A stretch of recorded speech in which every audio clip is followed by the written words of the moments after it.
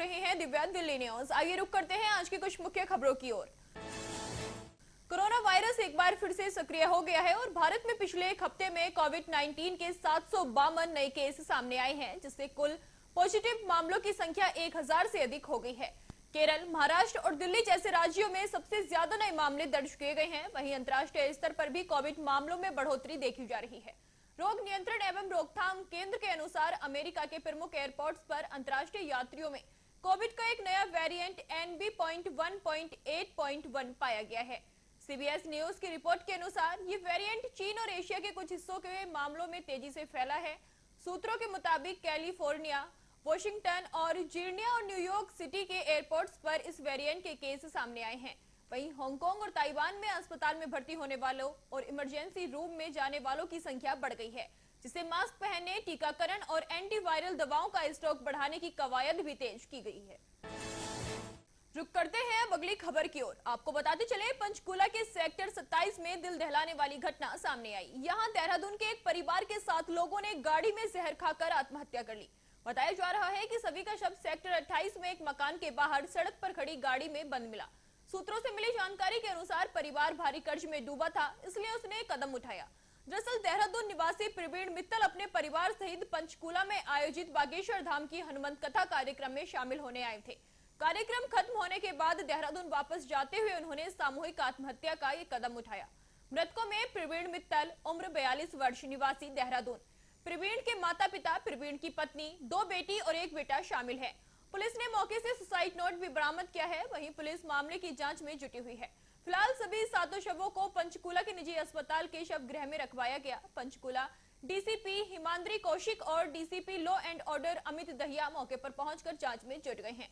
Forensic team ने मौके पर पहुंचकर नमूने जांच के लिए एकत्रित किए। वहीं पंचकुला डीसीपी हिमांद्री कौशिक ने बताया कि एक ही परिवार के 7 लोगों ने गाड़ी में जहर खाकर आत्महत्या कर ली। परिवार उत्तराखंड के देहरादून में धीरेन्द्र शास्त्री की हनुमत कथा में शामिल होने आया था। डीसीपी के मुताबिक परिवार काफी ज्यादा कर्ज में था, शायद इसलिए ये कदम उठाया गया है। फिलहाल सभी के शवों को पोस्टमार्टम के लिए भेज दिया गया है और आगे की कार्रवाई की जा रही है।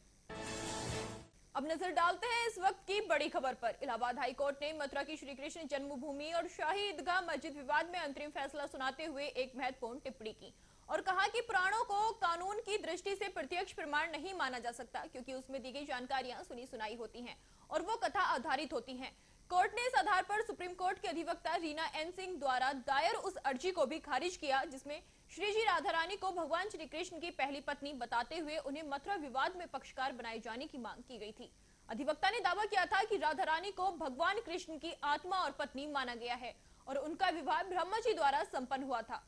इसके समर्थन में पुराणों और संहिताओं का हवाला दिया गया था, लेकिन जस्टिस राम मनोहर नारायण मिश्र की एकल पीठ ने स्पष्ट किया कि विवादित 13.37 एकड़ भूमि पर राधा रानी की दावेदारी के प्रत्यक्ष प्रमाण नहीं है और पौराणिक चित्रणों को कानूनी दृष्टिकोण से तथ्यात्मक नहीं माना जा सकता।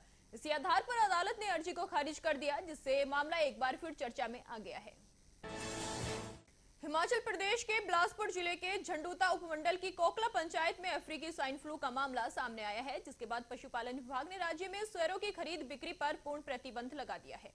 एक सरकारी अधिकारी के अनुसार संक्रमण के कारण एक सुअर पालन केंद्र में 40 में से 36 सुअरों की मौत हो गई, जबकि बाकी 4 को विभाग द्वारा नियमानुसार मार दिया गया। इसके बाद केंद्र को पूरी तरह खाली कर सैनिटाइजेशन की प्रक्रिया शुरू की गई है, जो अगले 3 से 6 महीने तक चलेगी।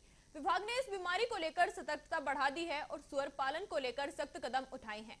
आपको बता दें, अफ्रीकी स्वाइन फ्लू एक जानलेवा वायरस जनित बीमारी है जो पालतू और जंगली सुअरों में फैलती है और इसमें बुखार, खून दस्त, त्वचा का लाल होना और तेज हृदय गति जैसे लक्षण सामने आते हैं। ये बीमारी आमतौर पर संक्रमित होने के 5 से 15 दिन के भीतर जानवर की मौत का कारण बन जाती है।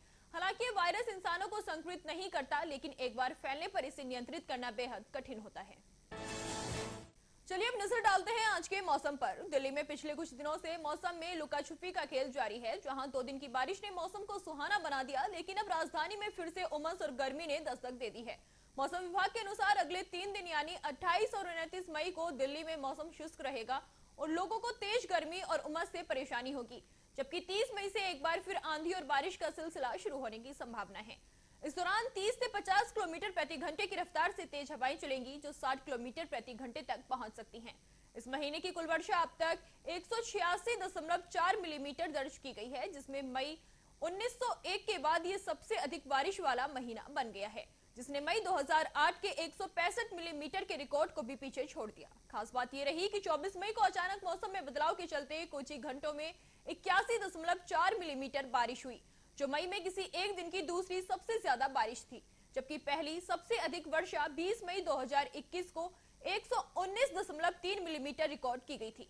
मौसम विभाग के अनुसार दिल्ली में न्यूनतम तापमान 26 से 27 डिग्री और अधिकतम तापमान 36 से 38 डिग्री सेल्सियस के बीच रहने की संभावना है। फिलहाल के लिए मेरे साथ इतना ही। ऐसी ही तमाम देश दुनिया की खबरों को जानने के लिए देखते रहिए दिव्या दिल्ली न्यूज।